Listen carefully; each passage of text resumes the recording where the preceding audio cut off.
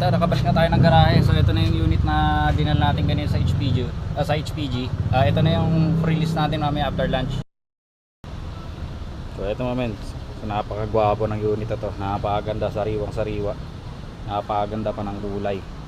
So ano to, Honda Civic RS Turbo na 2020 model, pero acquired to ng 2021. So, napakaganda ng unit ito, napakasariwa.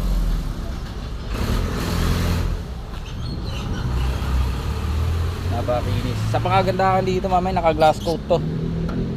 Naka glass coat siya.